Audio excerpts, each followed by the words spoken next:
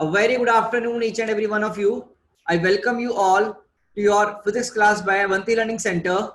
I am your physics faculty, Mohit Mittal, and the topic which we are going to study today is basically of magnetism and matter. And this, we are first going to revise our previous topics जो हमने पढ़े थे previous class में. तो सबसे पहले हमने अर्थ magnetism की हमने बात की थी. तो in that we studied about the geometry of the earth. थोड़ा हमने geographical ज्योमेट्री के बारे में पढ़ा था अर्थ की. तो उसमें हमने जाना था एंगल ऑफ डिक्लिनेशन के बारे में. The angle between geographic meridian and magnetic meridian is basically equal to a delta. The angle between geographic meridian and your magnetic meridian is basically equal to delta, मतलब angle of declination या phi बोल दो, कुछ भी बोल दो. Also angle of dip क्या होता है? एंगल ऑफ डिप होता है तुम्हारा, ये ध्यान से देखना, एंगल ऑफ डिप क्या होता है बच्चों. एंगल बिटवीन डायरेक्शन, मतलब कि B net, total magnetic field of earth B net, and a horizontal line in magnetic meridian, and a horizontal line in magnetic meridian. Magnetic meridian में होनी वो line जरूरी है, तब उसको हम एंगल ऑफ डिप बोलेंगे. तो हम बोलते हैं इस एंगल को एक नाम और दिया जाता है, ट्रू डिप. क्या नाम दिया जाता है? True dip. ट्रू डिप कब नाम दिया जाएगा? जब ये आपका हॉरिजॉन्टल लाइन मैग्नेटिक मेरिडियन में होगी. समझे? जब आपका बेसिकली मैग्नेटिक फील्ड कंपोनेंट जो कर रहे हैं, तो ये मैग्नेटिक फील्ड जो नीडल, कंपास के नीडल अगर मैग्नेटिक मेरिडियन में होगी, मैग्नेटिक मेरिडियन में होगी, तब हम इसको एंगल बोलेंगे तुम्हारा ट्रू डिप. ठीक है ना? क्या बोलेंगे बच्चों? ट्रू डिप बोलेंगे. तो हमने हॉरिजॉन्टल वर्टिकल के बारे में पढ़ाई करी थी. हमने फिर बच्चे यहाँ पर अपना डिप देखा था, इंक्लिनेशन एंगल देखा था, फॉर्मुलेस देखे थे. तो दीज आर आवर फॉर्मुलास जो हमने पिछली क्लास में पढ़ा था. एंड मैग्नेटिक पोल पर थीटा 90 होता है, एंगल डिप 90 होता है. वर्टिकल कंपोनेंट मैग्नेटिक फील्ड का तुम्हारा एग्जिस्ट करेगा. ठीक है ना?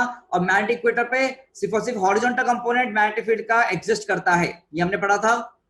ठीक है. Then we did some questions.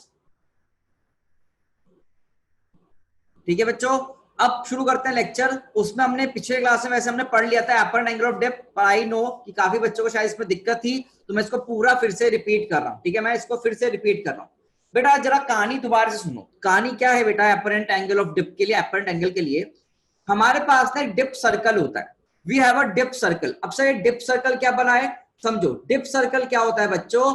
एक डिवाइस होती है. Dip circle is basically a device which is used to measure the angle of dip. Angle of dip measure करने के लिए एक डिवाइस यूज करते हैं, उसका नाम होता है डिप सर्कल. उसका नाम होता है डिप सर्कल.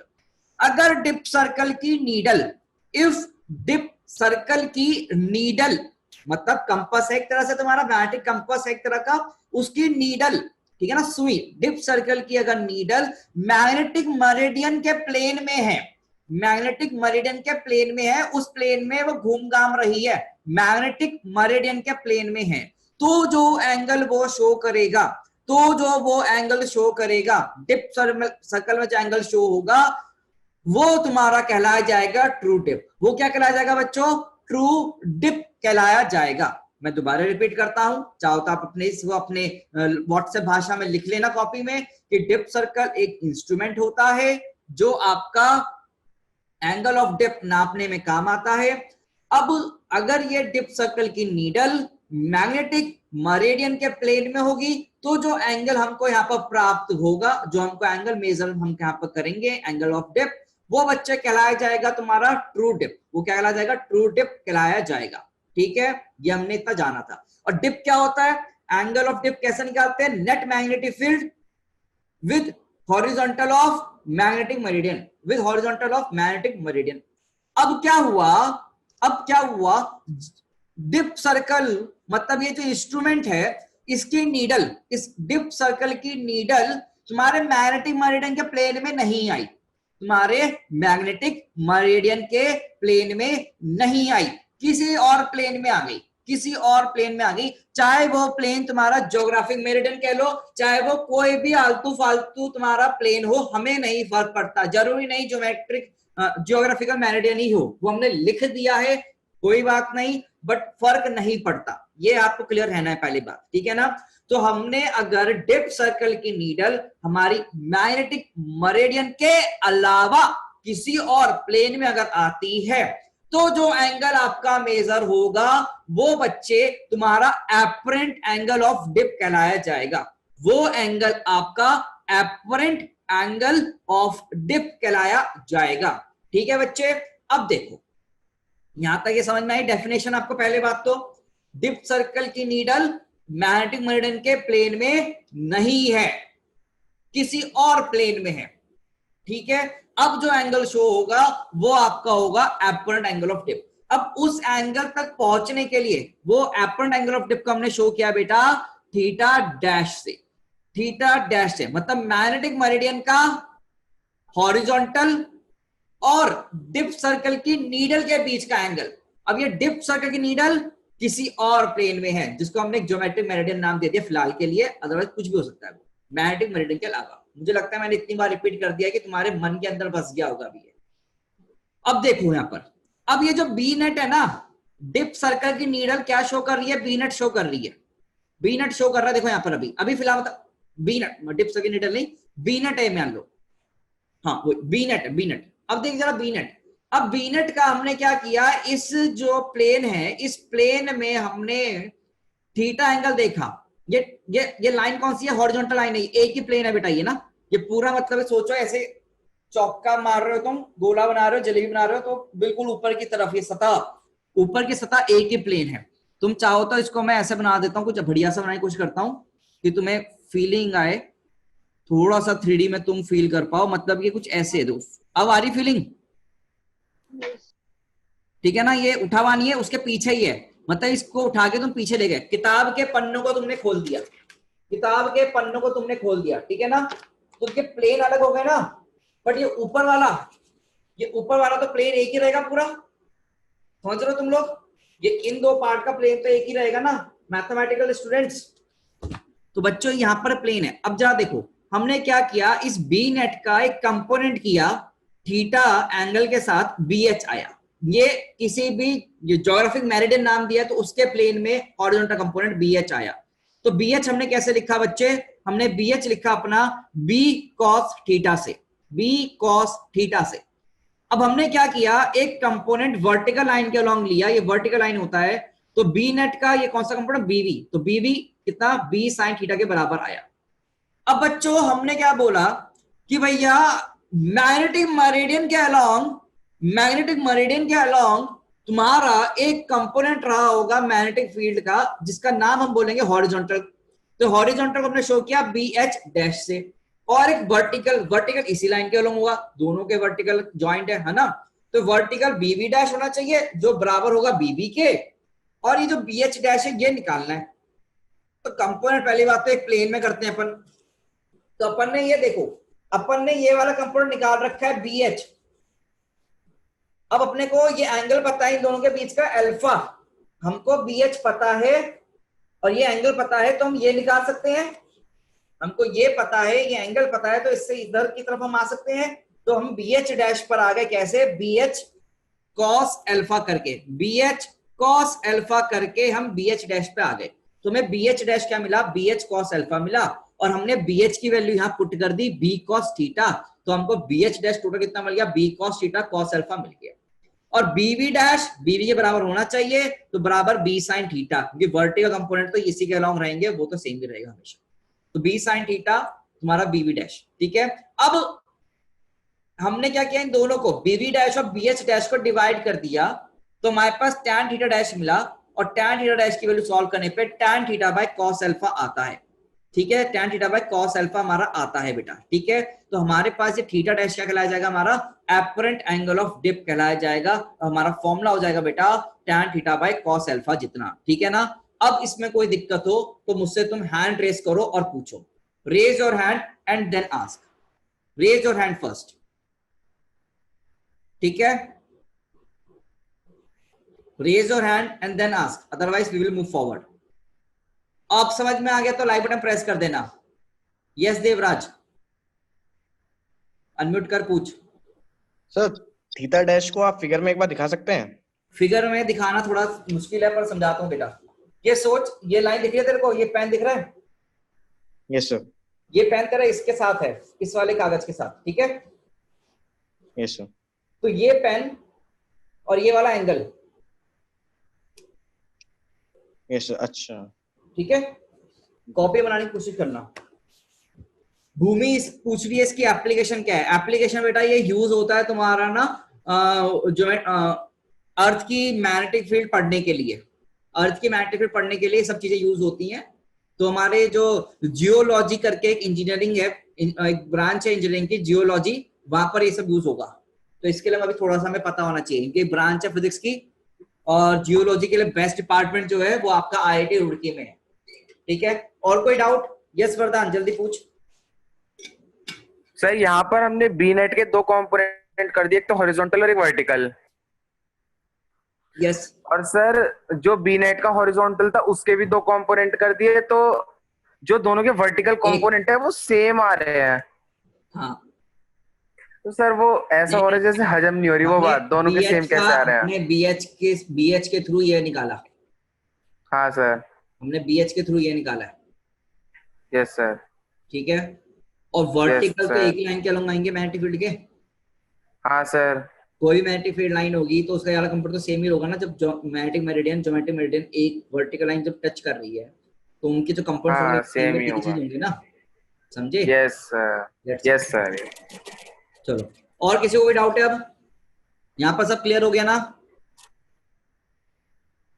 यार? आई डोंट नो कि किसने कौन सी ब्रांच से करी है इंजीनियरिंग। चलो आओ, आगे आओ बेटा। ये समझे लगता है क्लियर हो चुका होगा तुम्हें वो सब मैंने जो पढ़ाया। अब देखो यहाँ पर क्वेश्चन गेम खेलना है हमको। अब हमको गेम खेलना है क्वेश्चन, ठीक है ना? हाँ आदि, अब यही क्वेश्चन हमने आपको होमवर्क में दिया था जो ये हमें करने अब सॉल्व। तो ट्रू डिप थीटा से शो करते हैं, ट्रू डिप थीटा से शो करेंगे, ठीक है। तो आओ जाओ बच्चे सॉल्व करें बेटा अपन। अब तो अपना क्या दिया है, अब dip circle, a dip circle is set at angle 45 degree to the magnetic meridian, then the apparent dip is 30 degree. Calculate true dip. पहले तो देखो फॉर्मूला क्या होता है। tan of theta dash बराबर tan theta cos alpha होता है, tan theta by cos alpha। अपने को क्या पूछा है? ट्रू डिप कौन सा एंगल होगा भाई? थीटा, मैंने भी बताया तुमको। तो tan थीटा कितना हो गया बच्चे? tan थीटा कितना हो गया? tan theta dash cos alpha. बेटा एपरेंट डिप कितना दे दिया हमको? एपरेंट डिप कितना दे दिया बेटा हमको?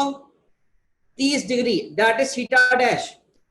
तो वैल्यू पुट कर दो, tan ऑफ 30 और cos ऑफ अल्फा। अल्फा कितना है? If the dip circle is set किया गया 45 डिग्री, मतलब अल्फा मैग्नेटिक मेरिडियन से दूसरे प्लेन में ले आए तो 45 डिग्री cos 45, तो ये tan थीटा मिलेगा। बच्चे सॉल्व कर, tan 30 कितना होता है? आई गेस 1/√3, और tan 45 कितना होता है? 1/√2। तो वैल्यू कितना होगा बेटा? ये 1/√6। तो tan थीटा की वैल्यू 1/√6 आई, तो थीटा की वैल्यू कैसे लिखी जाएगी? tan इनवर्स 1/√6 जितना, ठीक है। अपना आंसर ये तरीका होगा निकालने का। फॉर्मूला तुम्हारे पास है और तुमको फाइनली बस वैल्यूज पुट करनी है। You just have to put your values so to get your answers. एक बार देख लो, यहां पर क्वेश्चन जो जो आएंगे मैं करवा रहा हूं अपने आप से ही, जो तुम्हारे लिए इंपॉर्टेंट है करने। प्लीज सी, डाउट है तो पूछो। देखो डाउट तुम्हारा क्लियर होना चाहिए, डाउट लेके जाओगे तो परेशानी तुमको होगी, हमको नहीं होगी। अब ये tan इनवर्स 1/√6 सॉल्व कर मत करने बैठ जाना, सर इसकी एग्जैक्ट वैल्यू कैसे निकालेंगे? No need to calculate it. Okay बच्चा, क्या अगला सवाल करोगे? मुझे लगता है ये क्लियर हो गया होगा आपको। I guess it should be clear to you all by now. Next question on your screen. अब ये नया क्वेश्चन है जो मैं अभी दे रहा हूं आपको। नया क्वेश्चन देखो क्या है। अब magnetic needle is free to rotate in vertical plane and plane makes an angle of 60 degree with the magnetic meridian.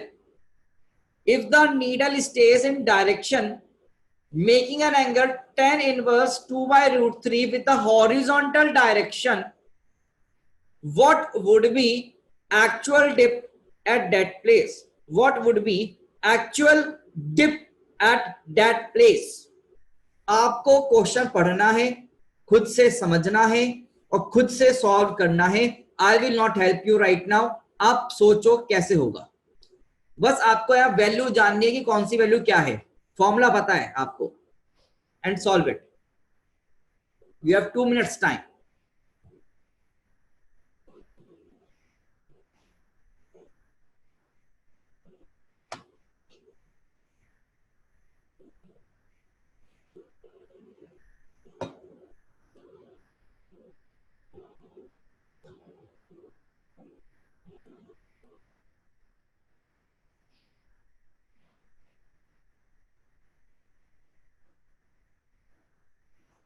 Tanmay, take your time to get your answer.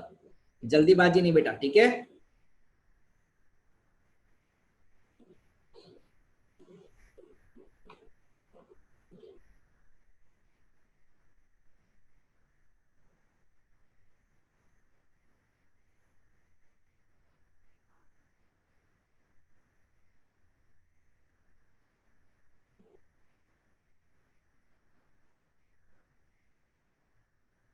Yes, Tanmay. Now it is correct. Yes, correct. Correct संचित. Correct Mohammad करीम. वर्धन, एक बार दोबारा check करो, गलत है तुम्हारा भी. प्रत्युष राज, correct answer. बेटा answer आने के बाद आप चैट में जरूर बताएं, तो मुझे पता चलेगा कौन बच्चा सॉल्व कर रहा है और किसने क्या गलती करी है, बता पाऊंगा मैं. रिया, एक बार दोबारा चेक करो अपना आंसर, गलत है. Yes Bhavya, correct answer. Bhumi, correct answer. Rashi, एक बार चेक करो तुम्हारी न्यूमेरिकल वैल्यू आ गई, बस एंगल के फॉर्मेट में बताओ. मुबाशिर नहीं. आकाश नहीं बेटा. यस रिया, करेक्ट आंसर. दीपांशु, दाना आंसर नहीं कर रहे हो आप आजकल. सॉल्व कर बेटा. सब बच्चे सॉल्व करें. राकेश यादव, आंसर दो. हर्षिता, जो तुमने आंसर लिखा है उसकी वैल्यू बताओ, थीटा कितनी होगी. एंगल निकाल सकता है तुम्हारा. पंकज, अभी थोड़ा इंप्रूवमेंट करने की जरूरत है. मुबाशिर, एंगल बता बेटा, तूने एंगल कितना है, तूने वैल्यू बताइए मुझे tan थीटा की. तू मुझे थीटा बता.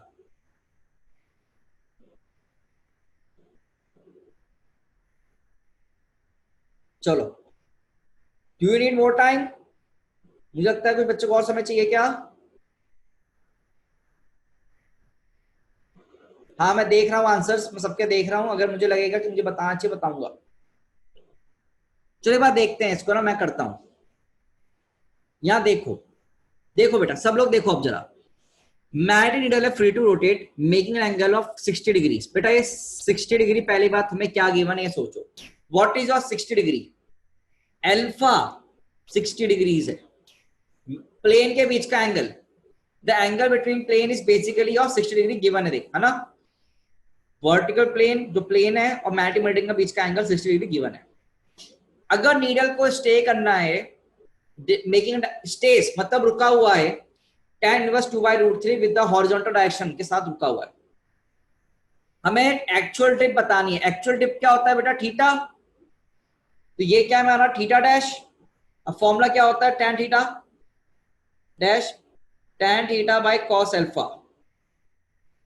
मुझे क्या बताना है? tan theta equals to tan theta dash into cos alpha. बेटा tan ऑफ थीटा डैश की वैल्यू पता है हमें, tan इनवर्स 2/√3 और अल्फा कितना है? cos 60. सॉल्व करो यहां से. क्या tan से tan कट जाएगा? tan इनवर्स है ना 2/√3 इंटू cos 60. cos 60 कितना होता है भाई? cos 60 वैल्यू कितनी होती है? √3/2 या 1/2? 1/2. ठीक है, तुम्हारा tan थीटा कितना आया? 1/√3 आया. बेटा तो थीटा पूछा है ना, तो थीटा की वैल्यू कितनी होगी? 30 डिग्रीज.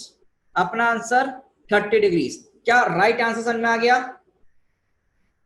सही आंसर क्या है, क्लियर है तुम्हें? सर एक बार अल्फा बता दो. अल्फा, बेटा अल्फा गिवन है, देख यहाँ पर क्वेश्चन में. अनंत नारायण शांत बैठा हुआ है, क्लियर हो रहा है या गायब है? अनंत देखो, magnetic free to rotate a vertical plane. The plane makes an angle 60 degree with the magnetic meridian. तो जो दो प्लेन के बीच का एंगल है वो 60 दे रखा है ना बेटा। देवराज क्लियर? Yes yes. ठीक है। ये अनंत कहाँ भाग गया? है भी नहीं है? है नहीं है, चलो ठीक है। अच्छा आ गया मैसेज, आ गया सर सर। ठीक है, क्लियर हो गया बेटे सवाल? सर यहीं पर हूँ सर। तो बेटा आंसर तो दे नहीं रहे हो, सॉल्व भी नहीं कर रहा है, कोई बात नहीं, चलो आगे चलें। तो लेट्स मूव फॉरवर्ड बच्चे। अब देखो जितने लोगों ने 30 डिग्री आंसर दिया है फटाफट से एक बार लाइक बटन प्रेस करो so that I can know I can get the information. Like button press करो 30 वाले। और ये गलती समझ में आ गई आपको जिन्होंने 30 के अलावा अपना आंसर दिया जो है?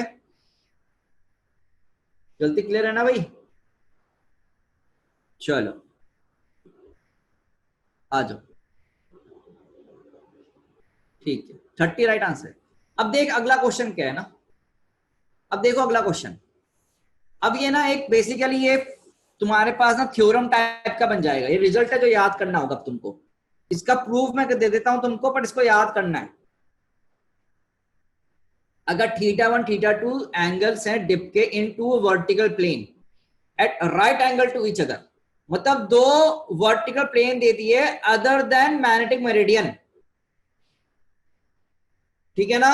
अदर देन मैग्नेटिक मेरिडियन हमने दो वर्टिकल प्लेन दे दिए, एक है θ1 एक है θ2, ओके। और theta is true dip, theta क्या है तुम्हारा? ट्रू डिप है बेटा, ट्रू डिप, ठीक है। थीटा क्या है तुम्हारा? ट्रू डिप है।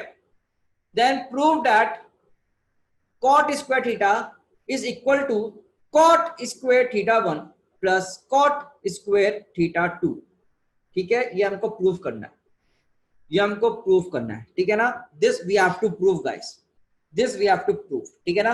अब जरा देख हमारे पास क्या है, दो वर्टिकल प्लेन्स हैं, we have two vertical planes. मतलब अगर एक लाइन कुछ ऐसे होगी तो एक लाइन 3D में ऐसे कुछ जा रही होगी, 3D में बनाने की कोशिश कर रहा हूं मैं, 3D बनाने की कोशिश कर रहा हूं अंदर की तरफ, ठीक है। समझो ये 3D में कैसे बना के दिखाऊं मैं तुम लोगों को, इसलिए तुम्हें समझ में भी आया क्लियरली। आ गया क्लियर। क्यूबॉइड क्यूबॉइड क्यूबॉइड,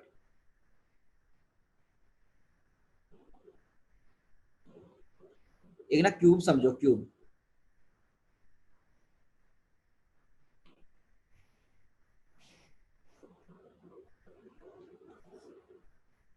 देखो भाई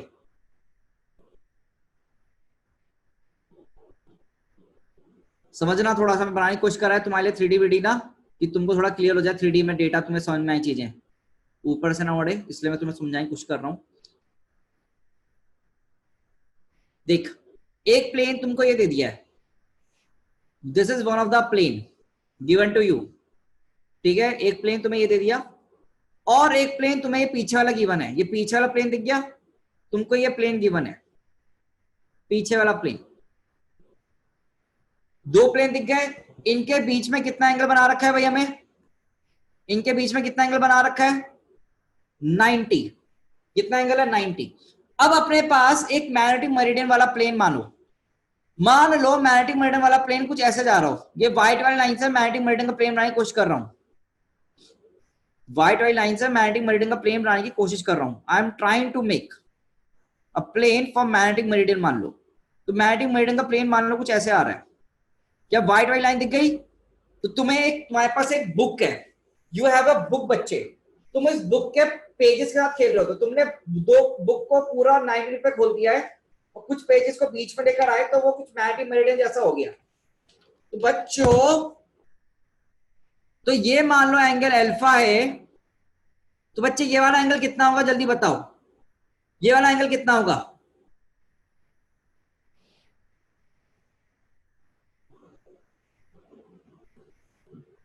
हाँ आदि बोल, डाउट क्या तेरा? सर इसमें ज्योमेट्रिक मेरिडियन जैसा कुछ नहीं है। मैंने बोला ना जो तुम्हारा ज्योमेट्रिक मेरिडियन होना जरूरी नहीं है, कोई भी प्लेन हो सकता है, मैंने बोला था ना, ये वही है, ठीक है। हाँ ओके ठीक है ना। तो बेसिकली ये हमने क्या ले लिया, व्हाइट वाला को मैंने क्या लिखा? मैग्नेटिक मेरिडियन लिखा, ठीक है। एमएम क्या लिखा मैंने? एमएम लिखा, ओके, अब क्वेश्चन पे आ जाते हैं। ये चीज मुझे लगता है क्लियर हो गया होगा। डायग्राम कुछ क्लियर हुआ आप लोगों का? नहीं? Is the diagram little bit clear to you all और नॉट? ओके, तो ये एंगल मान लो अल्फा, ये इधर से 90 माइनस अल्फा। अब देख यहाँ पर थीटा 1 थीटा 2 दो एंगल है वर्टिकल प्लेन में, right angle to each other plane, है ना? तो यहां पर मान ले एंगल कितना है, येलो वाले में डिप कितना एंगल है, थीटा 1, और इस ब्लू वाले में कितना एंगल है, मान लो एंगल ऑफ डिप थीटा 2। अब ये थीटा 1 थीटा 2 कौन से वाले एंगल होंगे, एपरेंट डिप या फिर एक्चुअल? सोचो, जल्दी बोलो, तुम चैट में लिख सकते हो, एपरेंट होंगे या फिर एक्चुअल होंगे? एपरेंट होंगे। अब तुमको क्या निकालना है, अब तुमको देखो, तुम्हें ये इक्वेशन प्रूव करना है, यू हैव टू प्रूव। तो बेटा एक चीज सोच, क्या tan थीटा डैश बराबर कितना होता है, tan theta by cos alpha होता है? क्या tan थीटा डैश बराबर होता है tan theta by cos alpha? अरे बोलो बच्चे, है ना? अब भाई एपरेंट ही तो होंगे ना, किसी दो वर्टिकल प्लेन। Yes sir. किसी दो वर्टिकल प्लेन में अगर एंगल डिप निकालते हैं तो वो एपरेंट होते हैं, और वही अगर angle of dip magnetic meridian में होगी तभी तो एक्चुअल कहलाएगी। ठीक है ना? ओके, नहीं बेटा, मैग्नेटिक मेरिडियन मान लो एंगल अल्फा ये है, तो इधर से 90 माइनस अल्फा होगा ना, एक में अल्फा आ रहा था, दूसरा 90 माइनस अल्फा होगा। हो सकता है कि अल्फा 45 हो तो ये भी 45 बन जाए, पर कंडीशन जरूरी नहीं है ना कि ये दोनों सेम ही हो, अल्फा और 90 माइनस अल्फा। ठीक है बच्चे, ये चीज समझ में आनी चाहिए आपको, छोटी छोटी चीजें प्लीज क्लियर करिए। अच्छा, इसको अगर मैं थोड़ा सा देखूं ना, बड़े B V by B H cos alpha लिखते थे हम,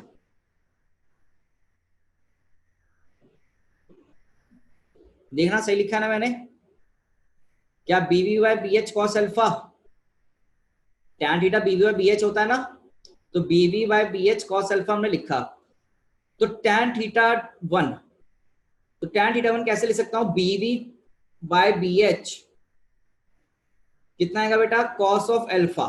ओके, और जरा मुझे सोचो, ऐसी टैन थीटा 2 कैसे लिख सकता हूं बेटा मैं, टैन थीटा 2 दूसरे प्लेन के लिए, क्या बीवी बाय बी एच रहेगा, क्या बीवी बाय बी एच तो रहेगा।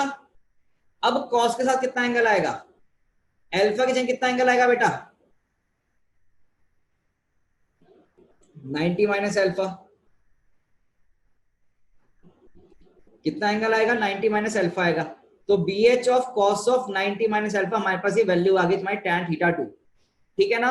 अब मुझे क्या बोला गया है, कॉट स्क्वायर थीटा 1, मतलब इनका अपोजिट मुझे प्रूफ करना है, कॉट स्क्वायर थीटा क्या होगा। तो बेटा एक बात कर लेते हैं, चलो, cot square theta 1 plus cot square theta 2 हमें निकालना है, कितना होगा मान लो। तो कैसे लिखूंगा, क्या 1 बाय टैन थीटा 1, तो B H cos alpha by B V का होल स्क्वायर कर सकते हैं बेटा,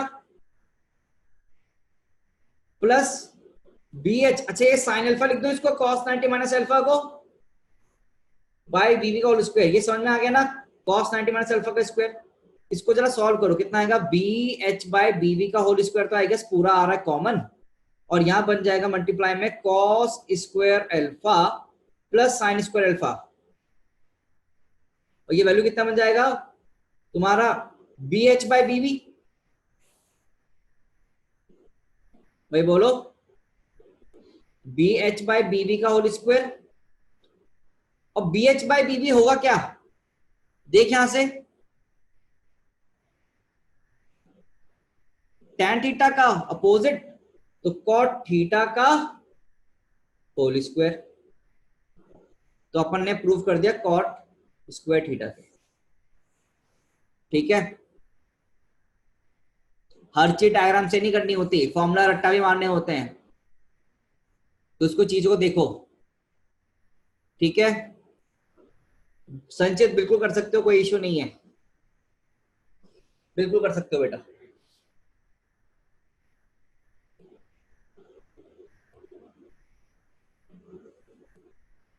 लिख लो इसको सीधे। हाँ वर्धन बोल। सर यहाँ पर जो दो वर्टिकल प्लेन्स हैं, जो वो मैग्नेटिक मेरिडियन के अलावा दो कोई भी हो सकते हैं ना, दोनों कोई भी हो सकते हैं बेटा, कोई भी, मैंने बोला था शुरुआत में भी, आज समझा रहा था। हाँ कोई सर, भी कोई भी ज्योमेट्रिक, वो वाला ज्योमेट्रिक भी ना, ज्योमेट्रिक ले ले, ज्योमेट्रिक के अलावा तुम्हें कोई भी मन लेना वो ले ले। ठीक है, ओके सर, ओके। हाँ दीपांशु बोल। सर इसका यूज कहाँ पर होता है सर? बेटा जियोलॉजी में होता है, ये जो अर्थ की मैग्नेटिक ये सब पढ़ने के लिए काम आती है, हमारे लिए कोई यूज सर नहीं, सर फिर हम क्यों पढ़ रहे हैं सर? उनके सिलेबस में है। सर एनसीईआरटी में नहीं आता सर ये स्कूल एग्जाम्स में? नहीं आता, जेई में एक दो, मतलब कि जेई में पहले का ही पूछी गई थी चीजें ना। Sure sir. ठीक है, पूछा जा सकता है, इससे करवा रहे हैं, पूछा तो जा सकता है ना। अब ये तो है नहीं कि आएगा नहीं आएगा, तो we have to prepare for worst ना। अगर आ गया तो तुम ये थोड़ा ना मैं तुम्हें यस सर। ठीक है, तो हमें इससे पढ़ना पड़ेगा। हार्ड है चीजें, मुझे पता है हार्ड है थोड़ा, तो फॉर्मूला एप्लीकेशन करके देखो, यहाँ पर सीधे सीधे रिजल्ट आएंगे। मुझे लगता है क्लियर हो गया होगा, कोई डाउट है तो पूछ सकते हो। Do you have any doubt anyone? भाई एनसीईआरटी में ना वैसे ये दे रखा है टू डिप के नाम से। एनसीईआरटी में अगर तुम खोलोगे तो टू डिप के नाम से दे रखा है, ये याद रखना। तो वहां एपरेंट डिप नहीं है एग्जैक्टली, पर टू डिप एंगल नाम दिया था, तो मैंने वो पूरा तुम्हें एक चीज पूरा सिखा दिया ये सब चीजें। ठीक है, ओके चलो यार नेक्स्ट देखो। अब ना थोड़ा तुम लिखना कम, समझना ज्यादा, ठीक है ना। ये वाला जो पोर्शन आप पढ़ने जा रहे हैं वो हमारे एनसीईआरटी के सिलेबस में है, सीबीएसई के सिलेबस में है, रिमूव नहीं हुआ है। और मैं मुझे यकीन है यहाँ पर कुछ बच्चे शायद आईसीएसई बोर्ड से भी हैं, तो उनको सारा पढ़ना है। यूपी बोर्ड, हरियाणा बोर्ड, जो भी स्टेट बोर्ड है उनको भी सारा पढ़ना है। सीबीएसई वालों का ही थोड़ा सा सिलेबस कम हुआ है, वो मैं बता दूंगा कौन सा कम हुआ है। ठीक है, अभी यहाँ पर आ जाओ बेटा, चलिए। हाँ प्रियम, ऐसा जरूरी नहीं है, ठीक है ना, तो यहाँ पर कंडीशन है। अब आ जाओ बेटा, मैग्नेटिक मटेरियल के बारे में हम बात करने चल रहे हैं, ठीक है ना। मैग्नेटिक मटेरियल के बारे में हम बात करने चल रहे हैं। हाँ, don't need to write, you can take the screenshot, but you have to understand the definition. Definition याद करना है। अब बेटा आपका प्योरली रट्टा वाला काम शुरू होगा, रट्टा मतलब याद करने वाला काम, ठीक है ना। एनसीईआरटी लेवल पर चलेंगे और इस पोर्शन से जेई में भी सवाल आएगा, और सारे बोर्ड्स में, सीबीएसई, आईसीएसई, स्टेट बोर्ड, जो भी बोर्ड है सब में ये चीजें हैं बेटा। All these are in your syllabus, it is a part of syllabus. तो ये सब जो मैं बता रहा हूं पढ़ना होगा, ठीक है। तो कोई ये ना माने कि सिलेबस से हट गया है, नहीं हटा है, मैं बता रहा हूं।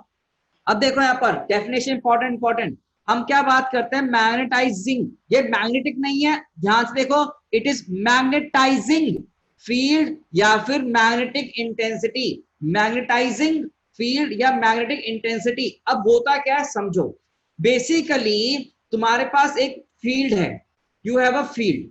इस फील्ड में अगर तुम कभी कभी तुमने नोटिस किया होगा, तुम्हारे घर में ना टूल बॉक्स होगा, हो सकता है कुछ लोगों के घर में टूल बॉक्स हो पापा का, उसमें ना बाबा आदम जमाने पुराने वो पड़े होते थे, मैग्नेट पुराने कोई पड़ा हुआ है मान लो, और उसमें कोई पेंचकस रखा हुआ है या फिर एक लोहे की कैंची रखी होगी, सीजर रखी होगी लोहे की, और वो ना अपने आप से मैग्नेटाइज हो जाती है। मतलब वो कैंची या वो पेंचकस अपने आप से ही मैग्नेट बन जाता है और दूसरी चीजों को अट्रैक्ट करने लग जाता है। हो सकता है तुमने कभी बचपन में ऐसी चीजें देखी हो, तुमने हो सकता है ऐसी चीजें देखी हो। हाँ, स्पीकर के मैग्नेट ज्यादातर पड़े रहते हैं, तो तुम ये एक्सपेरिमेंट घर में करना। एक मैग्नेट लेना, मैग्नेट के पास कोई भी चाबी, आयरन की चाबी, कुछ भी आयरन का मटेरियल लेके छोड़ देना, और एक हफ्ते बाद आना, तो वो जो तुम्हारी चाबी है या फिर आयरन का पीस है वो एक मैग्नेट बन जाता है अपने आप से, उसमें मैग्नेटिक प्रॉपर्टीज आ जाती है अपने आप से इनहेरेंटली। तो वो क्या होता है, वो मैग्नेटिक, तो एक फील्ड जिसमें एक मटेरियल को रखा गया है जिससे कि वो मैग्नेट बन सके। एक तुम्हारे पास एक पॉइंट है, मान लो ये पेन है, लोहे का पेन है, मान लो ये मेरे पास लोहे का पेन है, मान लो ये देखो, ये मेरे पास लोहे का पेन है, ठीक है ना, इट इज अ लोहे का पेन। ये लोहे का पेन मैंने क्या किया, मान लो लोहे का पेन, आयरन का पेन है, इस पेन को मैंने एक मैग्नेट के पास रख दिया, मैग्नेट भी है मेरे पास, इसके पास मैंने रख दिया, ठीक है ना। तो थोड़े दिनों बाद ये बेटा, ये पेन एक मैग्नेट की तरह काम करेगा, थोड़े दिनों बाद ये मैग्नेट की तरह काम करेगा। इसको तुम्हें करना है ना, तो तुम घर में एक्सपेरिमेंट कर सकते हो। एक पेन ले लो या लोहे का कुछ भी सामान ले लो और उसको डाल दो कहां पर, अर्थ के अंदर, काम बन जाएगा तुम्हारा, ठीक है ना। थोड़े दिनों में तुम देखना एक मैग्नेट बन जाएगा तुम्हारे पास, ठीक है। अब देखो यहाँ पर एक्चुअल मैग्नेट की स्ट्रेंथ नहीं रहेगी, कम हो जाएगी स्ट्रेंथ, ये तो ऑब्वियस सी बात है। तो क्या, field in which magnet material is present for magnetisation, for magnetisation. Magnetisation मतलब उसको इसमें मैग्नेटिक प्रॉपर्टी डालनी है हमें इस चाबी में, इस पेन में मैग्नेटिक प्रॉपर्टी डालनी है। वो फील्ड को क्या बोला, मैग्नेटाइजिंग फील्ड बोला गया है, याद रखेंगे।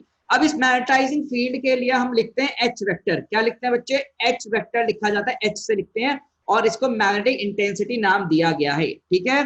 अब ये एच वेक्टर का फॉर्मूला होता है अपने पास मैग्नेटिक फील्ड पर यूनिट तुम्हारा परमिएबिलिटी ऑफ फ्री स्पेस। ये तुम्हें फॉर्मूला भी याद करना है, you have to remember this formula बच्चे, ठीक है ना।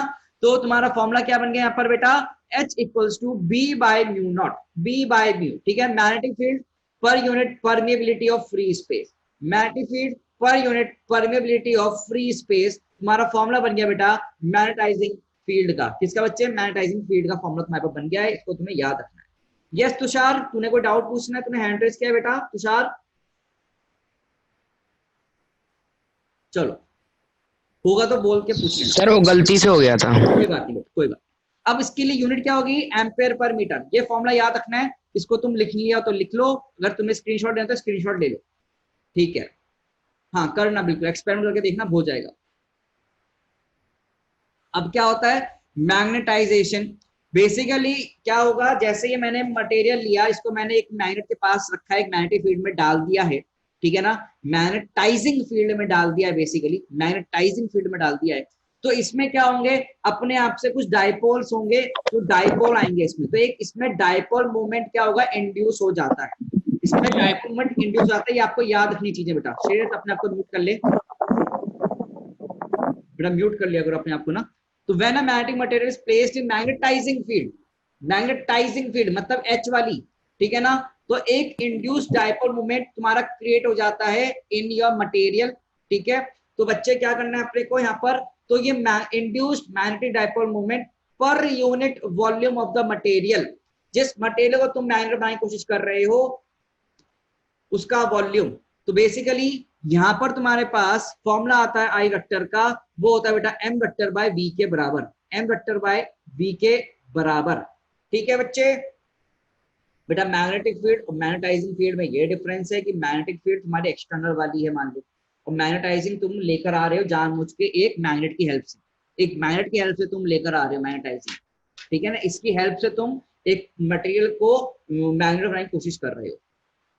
तो यहाँ पर I vector is basically to M vector by V. M vector क्या होता है अब जरा समझो बेटा, तुमने कोई भी ऐसी कोई भी ले लिया, तुमने एक मटेरियल ले लिया है, इस मटेरियल के लिए मान लो, इस मटेरियल के लिए लेंथ है कोई तुम्हारी डी के बराबर, मान लो लेंथ कितनी बेटा, इस D is equal to D, और इसकी मैग्नेटिक पोल स्ट्रेंथ कितनी है माइनस एम प्लस एम के बराबर मान लो। तो बेटा ये कैपिटल एम वेक्टर हम कैसे लिख सकते हैं, क्या स्मॉल एम इंटू डी के बराबर लिख सकते हैं, और वॉल्यूम कैसे लिख सकते हैं बेटा, ये cross section area A into D के बराबर, बोलो बच्चों। तो आई की वैल्यू में क्या मैं यहाँ पर एम वेक्टर बाय वी अगर करूंगा तो एम की जगह क्या मैं small M into D divide में एरिया इंटू डी कर सकता हूँ। तो क्या बेटा ये पोल स्ट्रेंथ डिवाइड में एरिया दिख गया। तो बच्चे ये ऐसे लिखा जा सकता है आपका पोल स्ट्रेंथ डिवाइड में एरिया। तो intensity of magnetization, intensity of magnetization is basically equal to pole strength by area. ये सब याद करना है आपको, ठीक है ना, फॉर्मुले से याद रखने हैं आपको बेटा, ठीक है। फॉर्मुले जरूर लिख लेना आप लोग, डेफिनेशन के लिए मुझे पता है तुम लोग स्क्रीनशॉट ले रहे होंगे, बट फॉर्मुलों को एक बार लिख लोगे तो याद रहेंगे तुमको, ठीक है बच्चा। तो एक मैग्नेटिक मटेरियल जब एक मैग्नेटाइजिंग फील्ड में रखा जाता है तो उसमें एक इंड्यूस्ड डाइपोल मोमेंट आता है। तो induced dipole moment per unit volume of material is known as intensity of magnetization, जिसको हम शो करते हैं कैपिटल आई से। तो आई गेस ये क्लियर है आपको। तो इसमें मूव करते हैं आगे। हमारी दो डेफिनेशन हो गई। नेक्स्ट डेफिनेशन इज, देखो नेक्स्ट डेफिनेशन क्या है, बेसिकली जो हमारी इंटेंसिटी, अब ये देखो इसको पढ़ने से पहले समझ लो, हमारी जो इंटेंसिटी ऑफ मैग्नेटाइजेशन है, intensity of magnetization is basically proportional to your magnetizing field होता है, is basically proportional to magnetizing field होता है, ये याद रखना है आपको, ठीक है ना। तो जो आई होता है वो प्रोपोर्शन होता है एच के। अब ये प्रोपोर्शनलिटी साइन मुझे रिमूव करना है, तो हमने क्या किया, आई इक्वल टू एक कांस्टेंट लगाया, और वो कांस्टेंट कैसे लिखा गया, वो लिखा गया इस फॉर्मूले से ससेप्टिबिलिटी। तो ये मैग्नेटिक ससेप्टिबिलिटी होती है। तो what is magnetic susceptibility, magnetic susceptibility is a constant और a ratio of I by H। एक कांस्टेंट पैरामीटर है, फॉर्मूला कितना हो गया बेटा बेसिकली इसका I by H के बराबर। कितना फॉर्मूला हो गया बच्चे? I by H के बराबर हमारा इसका फॉर्मूला आया है। ओके चलो, अब physically it represent the ease with. अब देखो ये क्या दिखाता है, ससेप्टिबिलिटी क्या दिखाता है? ये दिखाता है कि तुम कितने इजीली एक मटेरियल को मैग्नेटाइज कर सकते हो। मैग्नेटिक मटेरियल मतलब एक मटेरियल है, कोई भी तुम्हारे पास मटेरियल है, लोहा वोहा कुछ भी, मतलब लोहा ले लो, कोई भी और मटेरियल ले लो, बिस्मत ले लो, कॉपर ले लो, कॉपर तो मत देना, बिस्मत भी मत देना, नाम भूल, चलो कोई नहीं। मटेरियल से हमारे पास मान लो आयरन है, उस आयरन को हम मैग्नेट बना सकते हैं। तो कितने इजीली बना सकते हैं वो कौन दिखाएगा? ससेप्टिबिलिटी दिखाएगा। अगर ससेप्टिबिलिटी की वैल्यू हाई है तो इजीली मैग्नेट हम बना पाएंगे, ठीक है ना। तो material with more susceptibility can be change into magnet easily. तो if your susceptibility is high तो हमारा मैग्नेट बनने का आसानी हो जाएगा, ठीक है। हमारा जो मटेरियल है उसको मैग्नेट बनाने में हमारे लिए क्या हो जाएगी बेटा? आसानी हो जाएगी, इजीनेस हो जाएगी। ओके बच्चा, तो ये ससेप्टिबिलिटी यही शो करता है। सर एच क्या है इसमें? बेटा एच मैग्नेटाइजिंग फील्ड, ये पीछे यही तो पढ़ाया था तुमने चिल्ला चिल्ला के, मैग्नेटाइजिंग फील्ड। सर मैग्नेटाइज का मतलब क्या होता है? मैग्नेटाइज मतलब कि तुम मैग्नेट बना रहे हो। Okay sir. आओ, दो लेक्चर दिख रहा है क्या? आवाज आ रही है? देखो मैग्नेटिक परमिटिविटी म्यू। अब एक मैग्नेटिक परमिएबिलिटी, परमिटिविटी पढ़ रहा था जैसे हमने, तो यहाँ परमिएबिलिटी बेसिकली क्या होता है? It's a ratio of B by H। किसका रेशियो है? B by H का। अब B कौन सा बेटा? M। मतलब कि जो तेरा मटेरियल है, मटेरियल के अंदर टोटल मैग्नेटिक फील्ड जो होगी उसको हमने शो किया BM से। Total magnetic field inside the material per unit magnetizing field is basically given by your mu. तो म्यू का फॉर्मूला हमारे पास कितना आता है बेटा? BM by H के बराबर आता है। देखो फॉर्मूले आ रहे हैं तुम्हारे पास, परेशानी होना, एक पेपर पे फॉर्मूला लिखना शुरू कर देना, ठीक है ना। पेपर पे फॉर्मूला लिखना शुरू कर देना, फॉर्मूले याद करने तुम्हें यहाँ पर बेसिकली। तो यहाँ पर क्या होता है कि तुम्हारी मैग्नेटिक मटेरियल में, ठीक है ना, कितना तुम्हारा मैग्नेटिक फील्ड लाइन पेनिट्रेट कर सकता है, मैग्नेटिक फील्ड लाइन कितना पेनिट्रेट कर सकता है मैग्नेटिक मटेरियल में, तो वो आपको बताया जाता है by the help of mu, by the help of mu, permeability, magnetic permeability के हेल्प से। तो उसका वैल्यू होता है BM by H के बराबर, BM by H के बराबर। तो लिखा हुआ है it measures the degree to which a magnetic material can be penetrated by magnetic field lines. तो कितना magnetic field lines magnetic material के अंदर घुस सकता है, कितने लेवल तक, तो वो म्यू से आपका गिवन है बेटा, ठीक है ना। तो इसका यूनिट कैसे दिया गया म्यू का? Henry per metre, H by M, henry per metre. तो वेबर होता है, वेबर मतलब मैग्नेटिक फ्लक्स यूनिट, है ना। तुम्हारा यहां से दिया गया है हेनरी, H फॉर हेनरी होता है। तो ये अभी याद करने, EMI चैप्टर में आएगा तो हेनरी का नाम तुम सुनोगे पहली बार। अब हमने क्या बात पढ़ा था? म्यू नॉट पढ़ा था, परमिएबिलिटी ऑफ फ्री स्पेस। तो मैं यहाँ पर म्यू आर डिफाइन कर रहा हूं, I am defining the quantity mu R. Mu R क्या होता है बेटा? रिलेटिव परमिएबिलिटी, ठीक है ना। तो वैल्यू कितनी दी जाएगी? म्यू से दी जाएगी, म्यू बाय म्यू नॉट। तो फॉर्मूला क्या हो गया? म्यू का basically mu R into mu naught के बराबर। ये चीजें तुमने पहले भी देखी थी एक बार एप्सिलॉन के टर्म्स में, तो वही चीज आ रही है। यस वरदान, जल्दी बोल। सर मैं ये कह रहा था यहाँ से अच्छे क्वेश्चन भी बनते हैं या बस डायरेक्ट फॉर्मूला वाले बनते हैं? क्वेश्चन बनेंगे, क्वेश्चन जेई में क्वेश्चन भी मिलेंगे तुम्हें प्रीवियस ईयर में। तो भी बोल रहा हूँ फॉर्मूले पढ़ो और इनकी डेफिनेशन भी याद रखो, कौन क्या है। इनकी BM तुम्हें डायरेक्टली नहीं दिया जाएगा, तुमको तो लंबी लाइन लिख के दी जाएगी ना एग्जाम में। ये सब आपको ध्यान रखना है। नो रोहित, तो ये म्यू परमिएबिलिटी है, वो रिफ्रैक्टिव इंडेक्स होता अलग है, ठीक है रोहित। चलो, तो यहाँ पर म्यू आर के कोई भी डायमेंशन ऑफ हमारा यूनिट नहीं होगा, इसे लिख रहे हो ना आप साथ साथ, please you have to write all this things, ठीक है। अब देख यहाँ पर, अब यहाँ पर डेरिवेशन पार्ट आ रहा है, जो तुम्हारे डेरिवेशन CBSE पॉइंट से इंपॉर्टेंट है, द बोर्ड स्कूल पॉइंट से important derivation. For school point of view this derivation is important. Previous slide देखना एक बार, यस प्रीवियस स्लाइड देखो जल्दी से।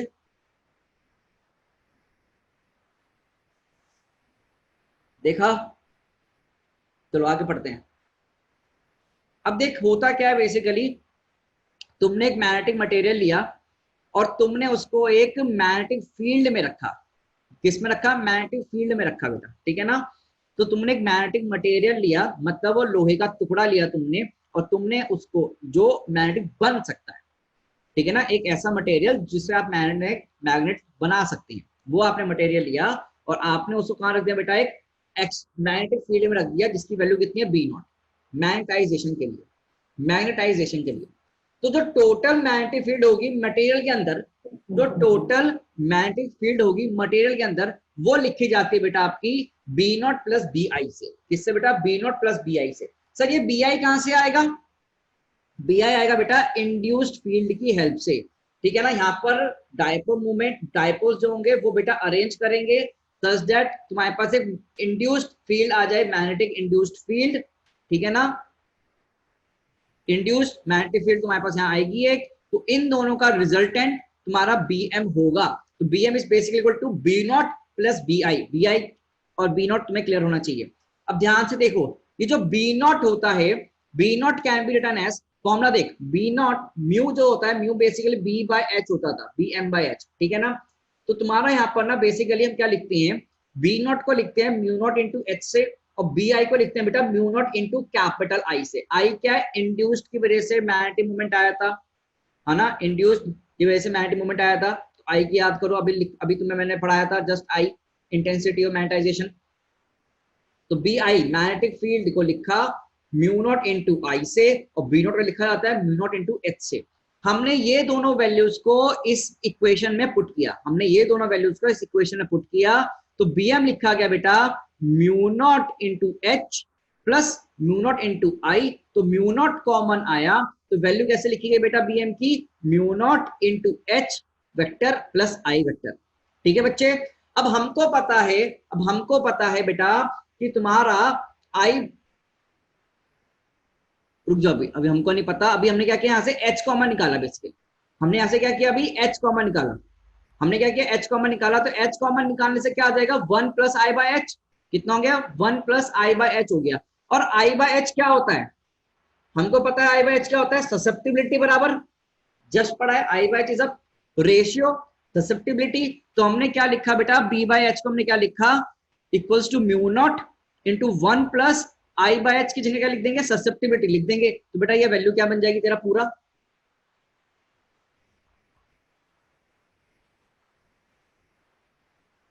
देखो इसको कैसे लिख सकते हैं हम? We know that I by H equals susceptibility and hence this can be written as mu naught into H into 1 plus susceptibility के बराबर, ठीक है ना बच्चे। और ये हमारी किसकी वैल्यू आई? Bm की वैल्यू आई है। किसकी वैल्यू? हमारी Bm की वैल्यू आ गई बेटा, ठीक है। अब आपने एक फॉर्मूला और पढ़ा था पहले जस्ट, म्यू कितना होता है? Bm by H। तो यहां से Bm by H कैसे लिखा जा सकता है बेटा? ये डेरिवेशन आती है आपके स्कूल्स में, एनसीईआरटी में भी गिवन है। Bm by H कैसे लिख सकते हैं बेटा?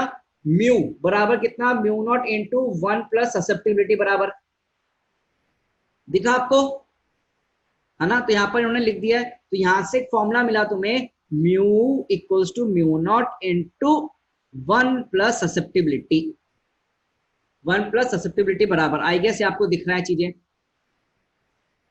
अब यहां देखते रहो, म्यू की value can also be written as mu naught into mu are.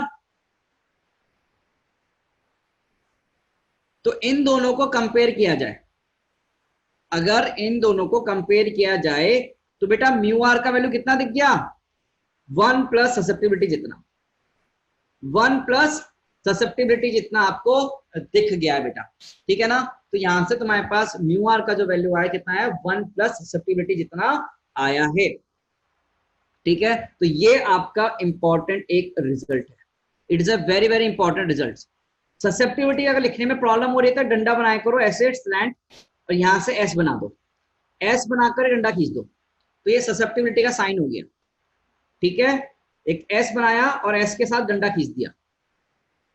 जिसको भी बनाने में दिक्कत हो रही है ये कैसे बनेगा देख लीजिए। ठीक है बच्चे? तो यहां पर हमारे पास फॉर्मूला है बेटा, ये इंपॉर्टेंट, तो आपको ये फॉर्मूला याद रखने पड़ेंगे। Now you have to remember this formula. दो वहां पर काम हमारा बढ़ रहा है रट्टा मारने का, मैं पहले बता रहा हूं। ओके, अब देखो यहां पर अगर ससेप्टिबिलिटी की वैल्यू 0 हो गई तो म्यू आर कितना हो जाएगा, 1 हो जाएगा। अगर ससेप्टिबिलिटी 0 हो गया तो म्यू आर कितना हो जाएगा, 1 हो जाएगा। और म्यू आर 1 किसके लिए होता है, वैक्यूम के लिए। तो वैक्यूम के लिए ससेप्टिबिलिटी की वैल्यू कितनी होती है, 0। For vacuum the value of susceptibility is equal to your 0। ये आपको बच्चे याद रखना है, this you have to remember, ठीक है ना, this you have to remember बच्चे। देखो डेरिवेशन पार्ट है और थोड़ा सा फॉर्मूला पार्ट है, ये सारे फॉर्मूले यहां पर आपको याद करने पड़ेंगे। You have to remember all this things. तो मैं आगे बढ़ रहा हूं यहां पर फटाफट से। Now we are moving forward. तो फॉर्मूला हमारे पास आ गया म्यू आर का, ससेप्टिबिलिटी का, बी का, एच का, आई का, सारा चीज। इसका फटाफट से स्क्रीनशॉट ले लो, otherwise I am moving forward.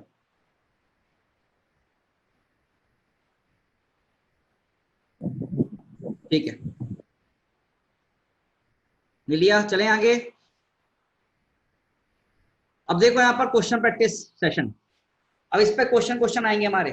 तो क्वेश्चन क्या दिया गया है, एक सोलेनॉइड है अपने पास बच्चे, अपने पास क्या है, एक सोलेनॉइड है। और सोलेनॉइड के पास कितना टर्न्स है, 500 टर्न्स है। सोलेनॉइड है 500 टर्न्स, ठीक है ना, पर metre in is carrying a current of 3 ampere, is carrying a current of 3 ampere. Its core is made of iron which has relative permeability of 5000, relative permeability of 5000 दे रखा है। Determine the magnitude of magnetic intensity, determine the magnitude of magnetic intensity, magnetization and magnetic field inside the core, and magnetic field inside the core। ये हमको सवाल दिया है। एक बार देखो कैसे कर सकते हैं, एक बार देखो कैसे कर सकते हैं। क्वेश्चन पढ़ो एक बार।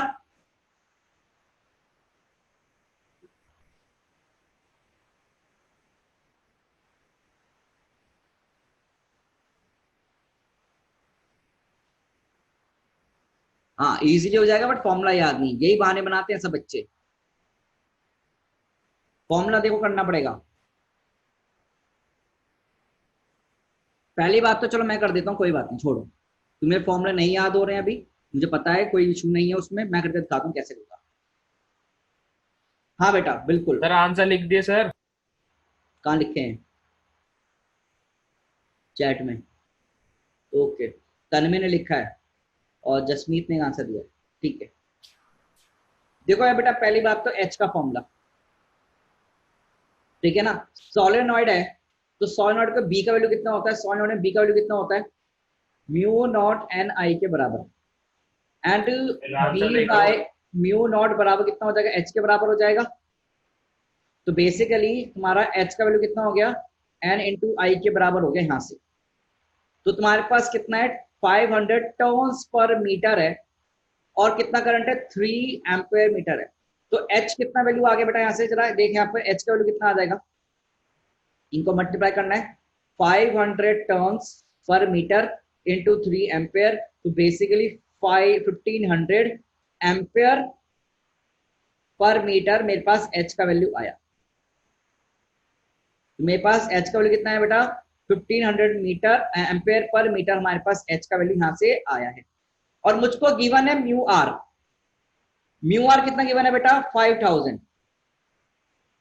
म्यू आर मुझे पता है कितना है बेटा, 5000 है। तो मुझे क्या निकालना है, मैग्नेटाइजेशन निकालना है, आई का वैल्यू निकालना है बेटा। आई का वैल्यू कैसे निकाल सकता हूं बेटा, मैं ससेप्टिबिलिटी इनटू एच करके निकाल सकता हूं। तो पहला पार्ट एच तो हमने निकाल लिया, अब मैं मैग्नेटाइजेशन आई निकालना है ना। तो ससेप्टिबिलिटी इनटू एच, तो ससेप्टिबिलिटी का फॉर्मूला कितना था, अभी लिखवाया था 1 प्लस म्यू आर, है ना, इनटू एच के बराबर, सॉरी 1 प्लस ससेप्टिबिलिटी बराबर कितना होता है, म्यू आर के बराबर होता है, ठीक है ना। तो mu R minus 1 into H बराबर मेरा क्या होगा, आई के बराबर होगा।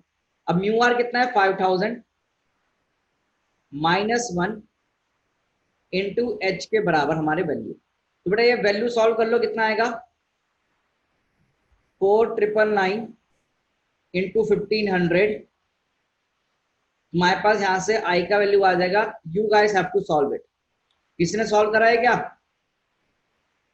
ये कुछ नियर अबाउट 7.5 इंटू 6 आना चाहिए। देख लो एक बार कैलकुलेशन करने ना,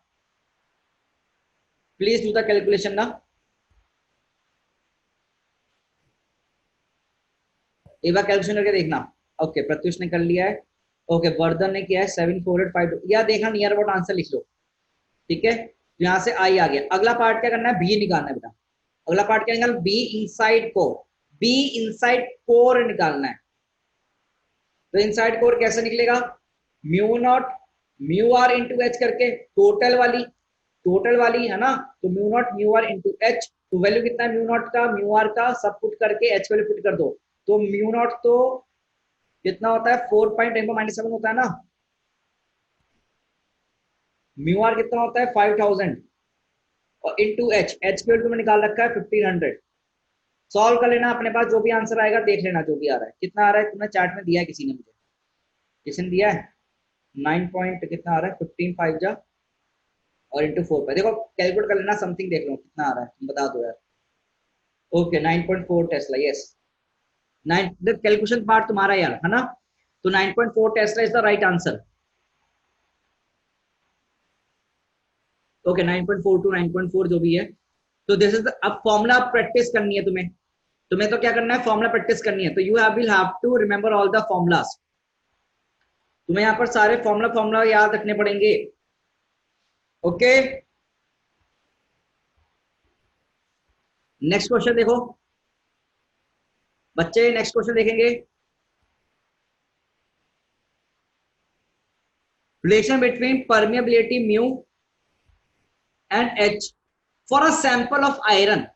for a sample of iron is written as mu equals to 0.4 by H plus 12 into 10⁻⁴ henry per metre. ठीक है ना। Find the value of H for which magnetic induction equal to 1 weber per metre square can be produce. Sorry हमको क्या चाहिए, magnetic induction की value चाहिए। ठीक है ना, हमें मैग्नेटिक इंडक्शन की वैल्यू चाहिए। वैल्यू कितना है 1 वेबर पर मीटर स्क्वायर।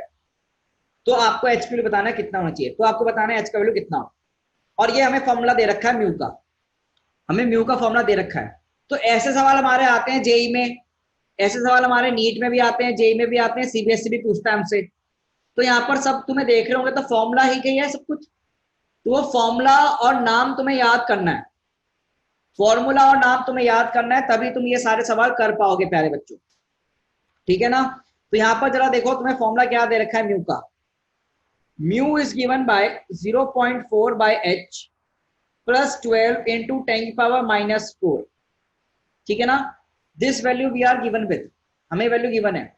अब मुझको एक चीज पता है कि बी का वैल्यू कितना होता है, म्यू इंटू एच के बराबर होता है ना। बी का वैल्यू कितना होता है बेटा, म्यू इंटू एच के बराबर हमारे पास होता है। तो अपने को क्या करना है, यहाँ पर वैल्यू पुटिंग गेम खेलना है। तो बी की वैल्यू कितनी दे दी, हमें 1 दे दी गई है। तो म्यू इंटू एच कितना गिवन है बेटा, हमको 1 के बराबर गिवन है। Mu into H we are given with value as 1।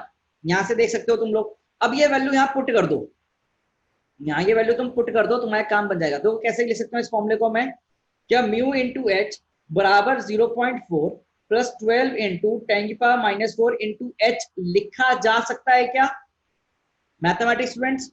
और म्यू इंटू एच 1 है इक्वल टू 0.4 और प्लस 12 इंटू 10⁻⁻⁴ इंटू एच। अब यहां से एच निकालना क्या बच्चों का काम है तुम्हारे लिए, 1 माइनस 0.4 डिवाइड में 12 इंटू 10⁻⁻⁴। बताओ भाई आंसर कितना आएगा, यहाँ से 0.6 ऊपर जाएगा 10⁻³ 2 6 कितना आ रहा है भाई 5 इंटू 10⁻² आना है मेरे हिसाब से, 5 इंटू 10⁻², हाँ 500, यस 500 वैल्यू आ रही है।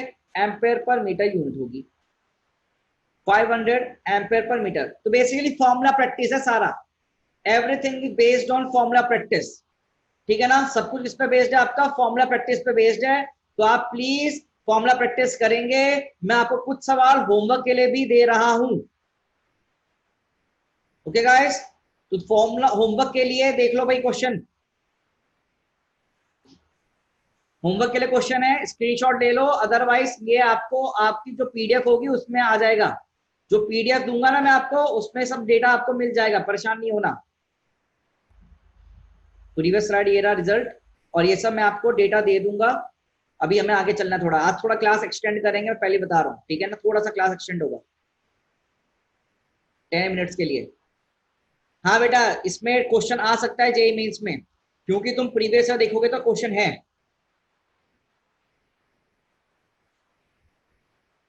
ये होमवर्क में है, सॉल्यूशन भी दे रहा हूं तो घर में देख लोगे तुम, ये भी होमवर्क में है, होमवर्क में है बेटा, पीडीएफ में देख लेना, सोल्यूशन कॉपी भी आपके पास अटैच्ड मिल जाएगी। तो मैं क्लास के जस्ट बाद ये पीडीएफ अपलोड कर दूंगा, ठीक है। अब यहाँ पर आ जाओ, यहाँ पर बेटा ये पैरा डाया पैरा फेरो हम शुरू कर रहे हैं। आओ भाई जरा यहाँ से ना, ये अब सीबीएसई में नहीं है, not in CBSE but ICSE में भी है और जगह भी है, not in CBSE this year, for this year, सिर्फ इसी साल नहीं है, अगले साल तो दोबारा से आ जाएगा। तो तुम समझ रहे हो ना मैं कहाँ पहुंच रहा हूं, ठीक है। आओ भाई, ठीक है, देखो यहाँ पर, हाँ देखो क्लासिफिकेशन मैग्नेटिक मटेरियल, तो basically on the basis of your magnetizing intensity, susceptibilities की वैल्यू, रिलेटिव परम्यूटिव वैल्यू पर तुम्हारा साइंटिस्ट फैराडे ने मटेरियल्स को कितने पार्ट में डिवाइड किया, 3 पार्ट में, मेजरली 3 पार्ट में डिवाइड किया, डायमैग्नेटिक, पैरामैग्नेटिक, फेरोमैग्नेटिक। अपने को यहीं पर फोकस रखना है बच्चे, अपने को यहीं पर फोकस रखना है, ज्यादा नहीं, ज्यादा पढ़ के कोई फायदा नहीं होगा, यहाँ पर आपको ये चीजें भी रट्टी मारनी होंगी, ठीक है ना, सब कुछ रट्टा मारना है। ये तुम केमिस्ट्री में पढ़ सकते हो, फिजिक्स में पढ़ सकते हो, कोई इशू नहीं है, ठीक है। आओ भाई यहाँ पर, अब मैग्नेटाइजेशन कैसे होता है, तो डायमैग्नेटिक मटेरियल बेसिकली क्या करते हैं, ये मैग्नेटिक फील्ड को रिपेल करते हैं अपने थ्रू, ठीक है ना। जैसे अगर तुम मैग्नेट के पास अगर एक आयरन का मटेरियल रखोगे तो वो अट्रैक्ट हो जाएगा, अगर तुम एक मैग्नेट के पास एक आयरन को रखोगे तो वो क्या हो जाएगा, अट्रैक्ट हो जाएगा, ठीक है ना। बट तुम डायमैग्नेटिक सब्सटेंस ले आओ, जैसे कॉपर हो गया, जैसे तुम्हारा बिस्मथ हो गया, तो वो अट्रैक्ट नहीं होगा, वो अट्रैक्ट ही नहीं होता है, ठीक है ना। तो यहाँ पर क्या होता है कि तुम्हारा इसका रीजन क्या है, ऑर्बिटल मोशन ऑफ इलेक्ट्रॉन, जो इलेक्ट्रॉन तुम्हारा ऑर्बिटल मोशन कर रहे होते हैं वो तुम्हारा क्या करता है, यहाँ पर अपोजिट मैग्नेटिक फील्ड प्रोड्यूस करता है टू योर बीएम, ठीक है बच्चे। अब पैरामैग्नेटिक सब्सटेंस में क्या होता है, इलेक्ट्रॉन का स्पिन मोशन, एंगुलर, तुमने ये सब पढ़ा है केमिस्ट्री में ना, स्पिन मोशन। तो इलेक्ट्रॉन का जो स्पिन मोशन की वजह से तुम्हारा क्या होगा, मटेरियल के अंदर मैग्नेटिक फील्ड प्रोड्यूस होगी, मैग्नेटाइजेशन होगा, तो वो हमने बोला पैरामैग्नेटिक मटेरियल। अब किसी में डोमेन्स पैदा होते हैं, फॉर्मेशन ऑफ डोमेन्स, डोमेन्स क्या होते हैं कि तुम्हारा जो डाइपोल मोमेंट होता है ना, उसका पैदा होना, बेसिकली डायपोल मोमेंट बनने, तो वो तुम्हारा क्या होगा बेटा, फेरोमैग्नेटिक सब्सटेंस में आ जाएगा, किसमें आएगा, फेरोमैग्नेटिक सब्सटेंस में हो जाएगा बेटा, ठीक है ना। तो ये तो हो गया तुम्हारा कॉज ऑफ मैग्नेटाइजेशन, ये तुम्हें चीजें याद रखनी है। अब ये देखो मैं सीधे बता रहा हूँ, ये रट्टे मारने वाले टॉपिक्स हैं, you will have to remember all this things, ये रट्टाफिकेशन है पूरा, you have to learn this things. Physics है, केमिस्ट्री बोलते हैं ना, लर्न करना है, तो सेम यहाँ पर भी तुम्हें याद करना है। अब बेटा अगर इन सब्सटेंसेस को मैग्नेटिक फील्ड में रखा जाए, यूनिफॉर्म मैग्नेटिक फील्ड में अगर रखा जाए तो ये कैसे एक्ट करते हैं, तो बेटा बेसिकली अगर डायमैग्नेटिक मटेरियल को एक यूनिफॉर्म मैग्नेटिक फील्ड में अगर पुट किया जाता है तो वो बेटा तुम्हारा अपोज करता है इसको, मैग्नेटिक फील्ड को, बाहरी मैग्नेटिक फील्ड को डायमैग्नेटिक मटेरियल अपोज करता है, और वो चाहता है कि उसके अंदर से कोई भी तुम्हारी मैग्नेटिक फील्ड लाइन एक्सटर्नल नहीं जाए, कोई भी मैग्नेटिक फील्ड एक्सटर्नल नहीं जाए, ये डायमैग्नेटिक सब्सटेंस ऐसे बिहेव करता है। अब पैरामैग्नेटिक में पुअर मैग्नेटाइजेशन तो होगा, बट तुम्हारी जो यहाँ पर मैग्नेटिक फील्ड लाइन होगी वो पास करेंगी, थोड़ी सी मैग्नेटिक फील्ड लाइन पास करेंगी फ्रॉम योर मटेरियल, बट ज्यादा नहीं कर पाएंगी, ज्यादा नहीं कर पाएंगी, थोड़ी सी तो करेंगी। बट तुम्हारा फेरो में क्या होगा, मैक्सिमम मैग्नेटिक फील्ड लाइन तुम्हारी बॉडी के अंदर से पास होकर निकलेगी, मटेरियल के अंदर से maximum magnetic field line will pass. और यहां पर हम बोलते हैं strong magnetization in same direction, strong magnetization same direction. तो ये तुम्हारे बेस्ट मैग्नेट होगा, जिसका बीएम ज्यादा, पूरा टोटल अंदर की चीजें ज्यादा, जिसमें बीएम वो ज्यादा फायदेमंद होता है। ठीक है ना बेटा, ये प्रॉपर्टी होती है बेटा, डोमेन कुछ नहीं होता। डोमेन मतलब डायपोल मूवमेंट क्रिएट होते हैं बेटा यहाँ पर, ठीक है ना, इंड्यूस्ड डायपोल मूवमेंट वो सब क्रिएट होते हैं, इसलिए हमने बोलते हैं इसको। ये इसका वो स्क्रीनशॉट ले लो, ये सब तुम्हारे लिखने को भी आ सकता है, लिखने को तो सीबीएसई वालों के लिए नहीं आएगा, आईसीएसई स्टेट बोर्ड में आ सकता है। मैंने बोला है क्लास थोड़ी एक्सटेंड होगी, क्योंकि हमें टॉपिक आज ही खत्म करना है, अगली क्लास में हम ईएमआई शुरू कर देंगे। यस दाना। सर आपने वो ऑर्बिटल मोशन और स्पिन मोशन वाला बताया था, जो प्लीज बता देंगे फिर से। बेटा ये तो तुम्हें याद करना है कि ऑर्बिटल मोशन की वजह से मैग्नेटाइजेशन आएगा, स्पिन मोशन की वजह से पैरामैग्नेटिक बनेगा। ये स्पिन मोशन ऑर्बिटल मोशन तुमने केमिस्ट्री में पढ़ा है ना, ये सब तुम केमिस्ट्री पढ़ते हो ये सब चीजें ना। जी ठीक है सर। अब प्रॉपर्टी दे डायमैग्नेटिक मटेरियल की, इनकी प्रॉपर्टीज क्या क्या होती है देखो फटाफट से ना। आईएच कर्व होता है ना, तो आईएच कर्व कैसे बनता है? पहली बात तो आईएच कर्व का स्लोप क्या होगा? क्या I equal to susceptibility into H होगा, ठीक है ना, I equal to susceptibility into H होता है तुम्हारा, ठीक है। अब एक चीज ध्यान रखना, यहाँ पर स्लोप ऑफ आईएच कर्व क्या देगा तुम्हें? ससेप्टिबिलिटी देगा। क्या देगा? स्लोप ऑफ आईएच कर्व ससेप्टिबिलिटी देगा। तो तुम्हारा दीपांशु तो लेटा हुआ है, तू बेड पर पढ़ाई कर ले बेटा, वीडियो ऑन करके लेटा हुआ है। हाँ तो यहाँ पर देखो जरा, तुम्हारा डायमैग्नेटिक मटेरियल के लिए ससेप्टिबिलिटी की वैल्यू क्या होती है बेटा? नेगेटिव होती है, ठीक है ना। कैसे पता चला सर? देखो यहाँ स्लोप क्या नेगेटिव है ना, द स्लोप इज नेगेटिव, तो यहाँ से हमें पता चला। और ये वैल्यू होती है कम, तो तुम्हारी आई की वैल्यू यहाँ क्या होती है? स्मॉल होती है और नेगेटिव होती है, और तुम्हारा लीनियरली वेरी करती है फील्ड के साथ, लीनियरली वेरी करती है फील्ड के साथ, ठीक है। अब देखो पैरामैग्नेटिक मटेरियल के लिए, पैरामैग्नेटिक मटेरियल के लिए यहाँ पर स्लोप ससेप्टिबिलिटी शो करेगा। ससेप्टिबिलिटी यहाँ पर कौन सी वैल्यू है? पॉजिटिव है। ससेप्टिबिलिटी क्या है बेटा? यहाँ पर भी पॉजिटिव है, यहाँ नेगेटिव यहाँ पॉजिटिव पैरामैग्नेटिक केस में। और आई का वैल्यू स्मॉल है और लीनियरली वेरी कर रहा है विद फील्ड। ग्राफ से आए हैं, ग्राफ से कैसे बने? एक्सपेरिमेंटल ग्राफ है इन सब के लिए, ये एज इट इज आपको याद रखना है। अब फेरोमैग्नेटिक में क्या होता है? ग्राफ पहले बढ़ेगा और फिर एक टाइम आएगा जब आई की वैल्यू क्या हो जाएगी? सैचुरेट कर जाएगी, तो हमसे बोलते हैं सैचुरेशन हो गया। यहाँ पर क्या हो गया? यहाँ पर सैचुरेशन। सैचुरेशन मतलब कि तुम जैसे अभी पढ़ के थक गए हो, तुम्हारे दिमाग में जितना भी बोल लूं कुछ नहीं घुस रहा है, मतलब सैचुरेशन लेवल आ चुका है। अब नहीं सर, अब नहीं। तो यहाँ पर तुम H की वैल्यू बढ़ाते रहो पर I की वैल्यू नहीं बढ़ेगी। यहाँ पर H की वैल्यू बढ़ाते रहो, I की वैल्यू नहीं बढ़ेगी, तो मतलब तुम्हारा सैचुरेशन यहाँ पर आ गया है, ठीक है ना। तो I यहाँ पर क्या होता है? बहुत ज्यादा बड़ी वैल्यू होती है, पॉजिटिव होगा। क्या होगा? पॉजिटिव होगा। और यहाँ पर इनका स्लोप क्या है? वो भी पॉजिटिव है। और स्लोप ऑफ IH का क्या देता है बेटा? ससेप्टिबिलिटी देता है यहाँ पर। और फेरोमैग्नेटिक में नॉन लीनियर कर्व होता है। तो इट इज अ क्वेश्चन कि फेरोमैग्नेटिक मटेरियल में IH का कर्व कैसा होगा? लीनियर, नॉन लीनियर या slope zero? Non linear curve होगा। कैसा कर्व होगा? तो नॉन लीनियर कर्व होगा। Take a screenshot, otherwise I will upload all the data in the PDF format in Google Drive, ठीक है। जिसको लेना ले सकता है। अब देख, यहां पर मैंने तुझे बताया था ससेप्टिबिलिटी और अब टेम्परेचर कर्व। ससेप्टिबिलिटी और टेम्परेचर कर्व, तो बेसिक क्या होता है? टेम्परेचर के साथ ससेप्टिबिलिटी वेरी करती है मटेरियल की।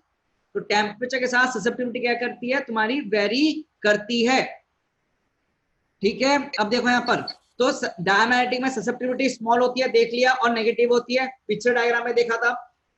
ससेप्टिबिलिटी स्मॉल होगी पैरामैग्नेटिक में और पॉजिटिव होगी, पिछले डायग्राम में देखा था। और फेरोमैग्नेटिक में ससेप्टिबिलिटी लार्ज होती है और पॉजिटिव होती है, पिछले में देखा था। बट डायमैग्नेटिक में ससेप्टिबिलिटी तुम्हारा टेम्परेचर इंडिपेंडेंट होता है। ये गलत लिखा हुआ है, ससेप्टिबिलिटी टेम्परेचर पर इंडिपेंडेंट होता है। मतलब टेम्परेचर को तुम कितना भी वेरी करो, ससेप्टिबिलिटी पे कोई भी फर्क नहीं पड़ता। And hence the curve between susceptibility and temperature is like this, ठीक है ना। नेगेटिव वैल्यू दिखा दी और छोटी वैल्यू। अब यहाँ पर पैरामेट्रिक सब्सटेंस में susceptibility is proportional to 1 by temperature, मतलब अगर टेम्परेचर को बढ़ाऊंगा तो मटेरियल का जो ससेप्टिबिलिटी का कांस्टेंट वैल्यू है वो बेटा कम हो जाएगा, वो बच्चे क्या हो जाएगा, कम हो जाएगा। तो यहाँ पर तुम्हारा ससेप्टिबिलिटी और टेम्परेचर के बीच में ग्राफ। अब एक ये इसी लॉ को बोलते हैं बेटा क्यूरी लॉ, इसी लॉ को क्या बोलते हैं बेटा हम, क्यूरी लॉ, हमने इसको नाम दिया है, ठीक है, इसी लॉ को हमने क्या नाम दिया है, क्यूरी लॉ नाम दिया है कि susceptibility is inversely proportional to your temperature, ठीक है बच्चे। अब यहाँ पर अगर हम आ जाए फेरोमैग्नेटिक मटेरियल में, तो बच्चे ससेप्टिबिलिटी जो होती है वो तुम्हारा प्रोपोर्शनल होता है 1 by T minus TC, 1 by T minus TC के। सर टीसी क्या होता है, टीसी होता है क्रिटिकल टेम्परेचर, ये रट्टा मारना है सब। टीसी क्या होता है, क्रिटिकल टेम्परेचर। अब होता क्या है, बेसिकली जब एक तुम फेरोमैग्नेटिक सब्सटेंस को हीट करते हो, when ever you heat a ferromagnetic substance, तो एक टेम्परेचर पर, क्रिटिकल टेम्परेचर पे फेरोमैग्नेटिक सब्सटेंस तुम्हारा पैरामैग्नेटिक बन जाता है। टीसी पर फेरोमैग्नेटिक सब्सटेंस पैरामैग्नेटिक बन जाता है। जेई का सवाल है, नोट कर लो, जेई का सवाल है, नोट कर लो। फेरो पैरा बन जाएगा किस टेम्परेचर पे, टीसी पर। क्रिटिकल टेम्परेचर मतलब टेम्परेचर जब तुम्हारा टीसी से ज्यादा हुआ हल्का सा भी, तो तुम्हारा फेरो तुम्हारा पैरा में कन्वर्ट होना शुरू हो जाएगा, ठीक है बच्चे। ये इंपॉर्टेंट है, ये जो मैंने लिखवाया अभी, फेरो पैरा में कब कन्वर्ट होता है, क्रिटिकल टेम्परेचर पे, ठीक है। क्यूरी लॉ, जिसे क्यूरी विस लॉ बोल दिया, अब हमने यहाँ पर नाम दे दिया। अब म्यू आर की वैल्यू बेटा डायमैग्नेटिक के लिए म्यू जो होता है 1 से 0 में लाई करता है, मतलब 0 से 1, और जो यहाँ पर म्यू की वैल्यू होती है, म्यू आर की वैल्यू होती है तो 1 से 2 में लाई करती है पैरा के लिए, और म्यू आर की वैल्यू बहुत बड़ी होती है 1 से इन फेरोमैग्नेटिक। अब ये चीजें सर रट्टा मारनी है तो रट्टा मारनी है भाई, उसमें ना तुम कुछ कर सकते हो ना मैं कुछ कर सकता हूँ, तुमने भी रट्टा मारोगे, मैंने भी रट्टा मारेंगे, तुम्हारे आने वाली जनरेशन भी रट्टा मारेंगे, ठीक है। हाँ अगर तुम इंजीनियरिंग करने जाओगे, वो भी खासकर इलेक्ट्रिकल इंजीनियरिंग, मैकेनिकल इंजीनियरिंग, तो ये सब चीजें तुम दोबारा से पढ़ोगे और वहां समझोगे, वहां पर पूरा बढ़िया से समझाया जाएगा। इंजीनियरिंग में, मेटलर्जी इंजीनियरिंग में पढ़ाया जाता है ये सब, ठीक है। ओह सर अब एक चीज और आ गई है, एक चीज और क्या है बेटा, तो magnetic moment of single atom, ये इंपॉर्टेंट नहीं है अपने लिए, लीव इट, लीव कर दो, not important for us, not important for us, ठीक है। ये एटम वेटम का मॉलिक्यूल वो सब तुमने केमिस्ट्री में पढ़ा होगा वैसे तो। ये ना ये वाला पार्ट आईसीएससी के शायद सिलेबस में दे रखा है, अदरवाइज नॉट इन एनसीईआरटी, ठीक है ना, नॉट इन एनसीईआरटी, सिर्फ आईसीएससी बोर्ड में है ये थोड़ा सा पार्ट। तो इसमें क्या होता है कि तुमने दो बार मिनट ले लिया, नॉर्थ पोल साउथ पोल ले लिया, ठीक है ना, तो इनके बीच में वीक फील्ड आ गई, यहाँ पर मान लो स्ट्रॉन्ग फील्ड हो गई, तो यहाँ पर तुम्हारा लिक्विड है, कोई भी नॉन यूनिफॉर्म मैग्नेटिक फील्ड है मान लो, जैसे मतलब substance non uniform magnetic field में कैसे एक्ट करेगा वो दिखाया जा रहा है बस, ठीक है ना। हाँ तो ये भी नहीं पढ़ना आपको, कोई जरूरत नहीं है, सब आईसीएससी वाला पढ़ सकता है खाली, वो भी बेटा ज्यादा इंपॉर्टेंट नहीं है चीजें, इसमें दिमाग खराब करने की आपको जरूरत नहीं है, you don't have to study. CBSE के बोर्ड में भी नहीं है, और यहाँ से जेई में भी सवाल आने की संभावना ना के बराबर है, ठीक है। ओके तो बेटा ये यहाँ पर ना एग्जाम्पल याद करना है तुमको, अब ये तुमको एग्जाम्पल्स देखने, example, these are the example. तो एग्जाम्पल जो मैं बोल रहा हूँ वो देख लो, कौन कौन से, बिस्मथ, कॉपर, डायमंड, NaCl, ये सब क्या होते हैं, डायमैग्नेटिक होते हैं। सोडियम, मैग्नीशियम, एल्यूमिनियम, एल्यूमिनियम देखो, ये सब क्या होंगे तुम्हारे पैरामैग्नेटिक एग्जाम्पल होंगे। फेरो का एग्जाम्पल क्या होगा बच्चे, आयरन, कोबाल्ट, निकल, ये सब फेरो के एग्जाम्पल याद कर लेना, ठीक है ना, स्कूल के लिए एग्जाम्पल याद कर लेना बच्चे। एम और एच वाली स्लाइड नहीं, हाँ ये नहीं। अब यहाँ पर क्या होता है, एम की वैल्यू बहुत कम होती है, यहाँ पर एम की वैल्यू कम होती है, यहाँ पर एम की वैल्यू बहुत ज्यादा होती है, ठीक है। ये छोटी छोटी चीजें हैं जो आपको याद रखनी है, ज्यादा नहीं याद रखना, ठीक है। ओके बच्चे,